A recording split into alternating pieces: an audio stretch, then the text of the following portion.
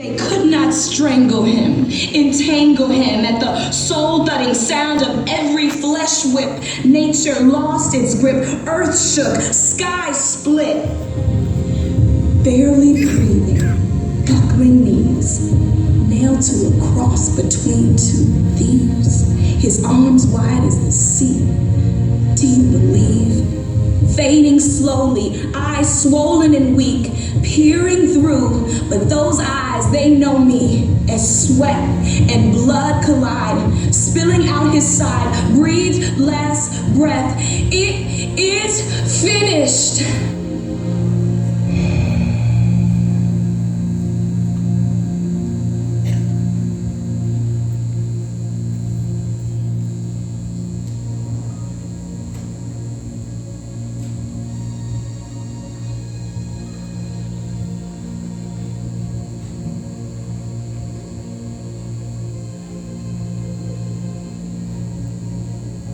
You hear that story? I know that story.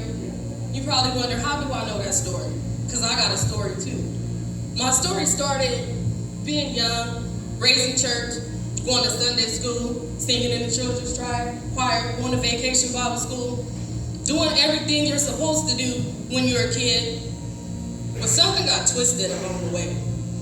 I started to see what they were doing in the world. I'm from the hip-hop generation. Videos, they had my attention.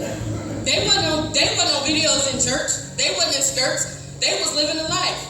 So I stopped going to church. I started hanging with the wrong people, started doing the wrong thing, ended up becoming a teen parent, dropping out of school. 3 years after my son was born, I had to explain to him why his daddy was laying in those flowers. Because his dad was murdered right here in Fresno. Imagine going through that at such a young age. It's like, what do you do now? So I got me another boyfriend. Yeah, he's so dope. That's what we did back then. If you want to be down with him, you do what they do. So, what I do? I sold drugs too. I ended up becoming a driver. I used to drive him and his crew through enemy lines, but it was through state lines. Carrying weight, not even thinking about the consequences, not even thinking about my life being on the line.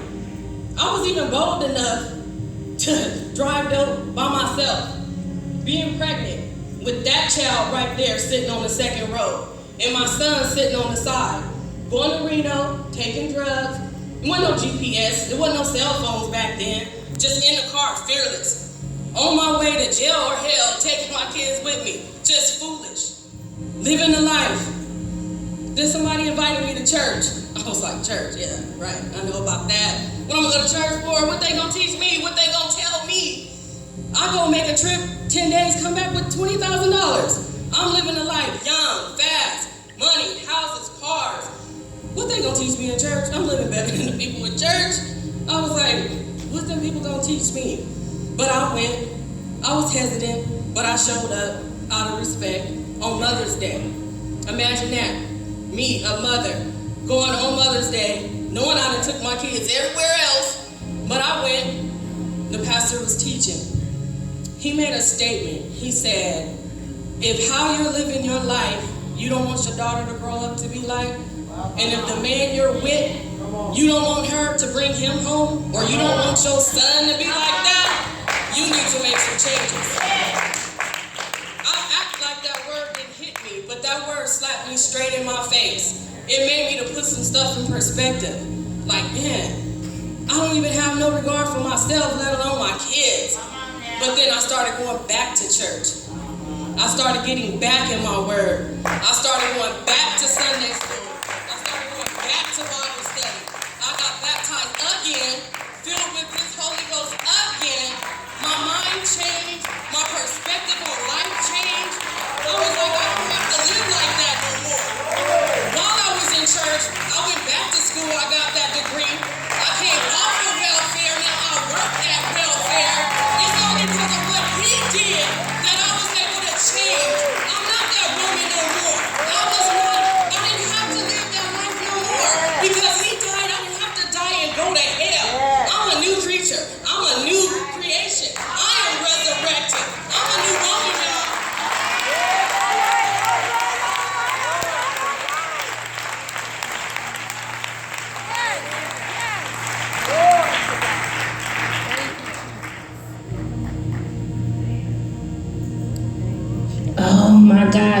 cannot believe I'm in this position. Lord, what do I do? What do I do? Oh, I can't. I gotta figure it out. What do I do?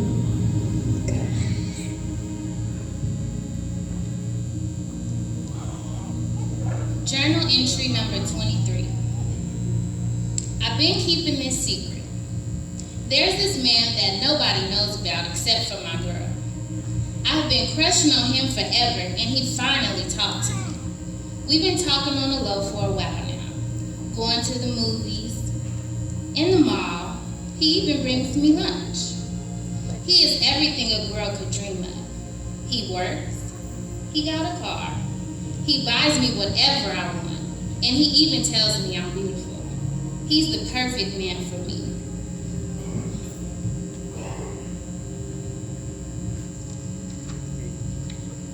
Although I wonder sometimes, what is so good about me? I mean, I'm only 16 and he's 27. I'm in high school, living with my parents. Him, on the other hand, he works full time and he owns his own house. What could this man possibly want with me? Hey, like everybody say, age ain't nothing but a number, right? My mom says that there is something different about me.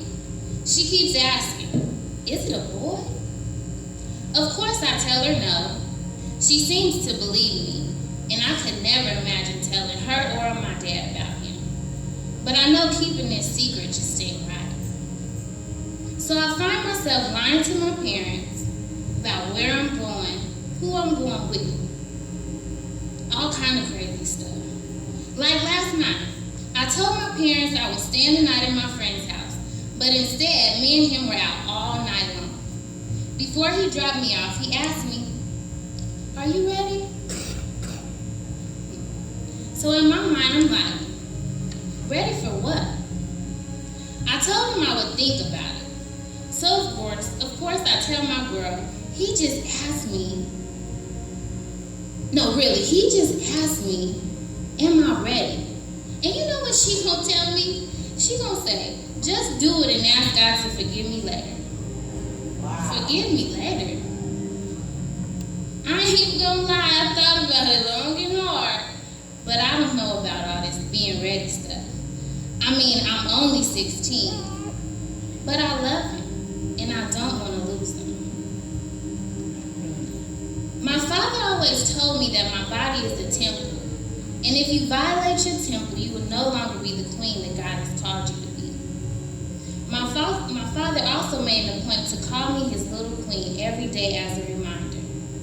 So I'm sitting here writing in my journal thinking, do I violate my body for this man, or do I remain a queen? I can't keep lying and living in this secret. I have decided that the little queen that my daddy says I am, that's what I'm gonna be. My life belongs to God, and I have been changed, and I have the power to stay changed.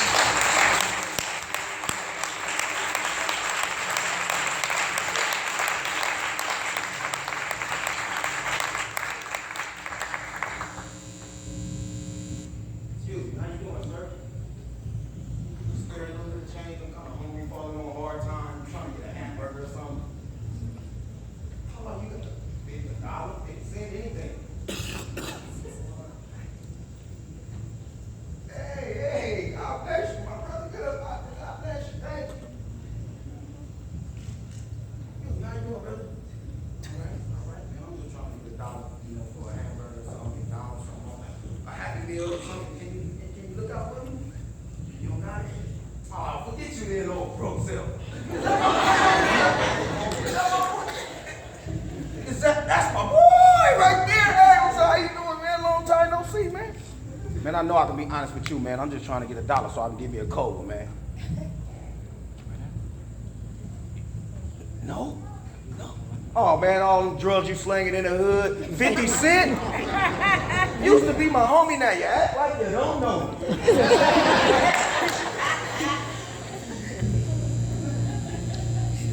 That scenario that just played out in front of your eyes,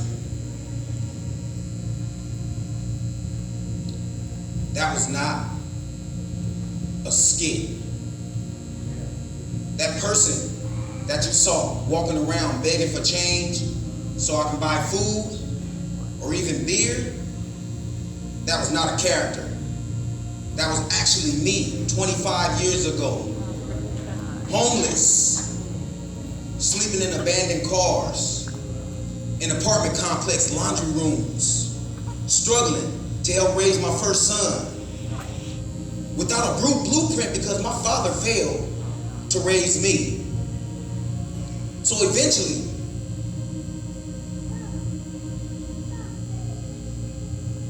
I just did what I knew best. And I embraced the culture and the lifestyle that provided for me fast money, fast cars, and fast women. Drugs, alcohol, gangs, and guns, it led me to a place where they provided for me 3 square meals, that bed of nails my mother talked about, a red jumpsuit, and some jellies. And the last time I was in that place, actually, it turned out to be a blessing in disguise. Because I was raised in a church. I was baptized at an early age. So I knew Christ. But I had failed to establish a personal and intimate relationship with Him. Feeling hopeless, feeling lost, I picked up a Bible and I read the 23rd Psalm.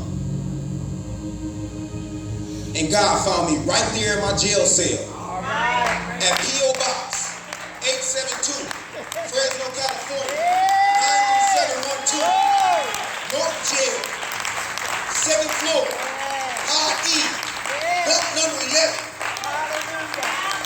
Make it plain, Jerry. Me from the dead that day, right out my jail cell. And this is who I am today. Come on now.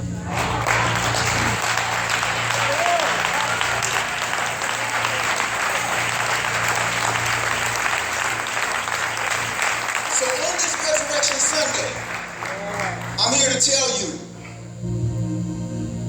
that greater is He that is in me than he that is in the world.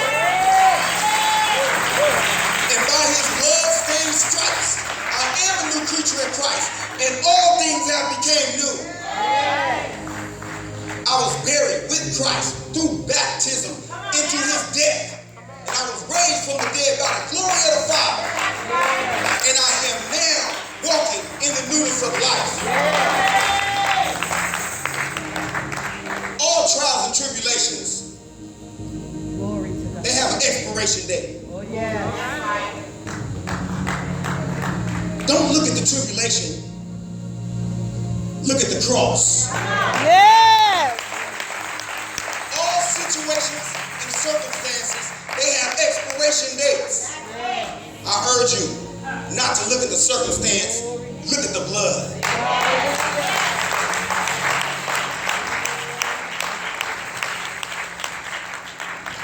So no matter your story, No matter your struggle, You can change. Will you make that change today?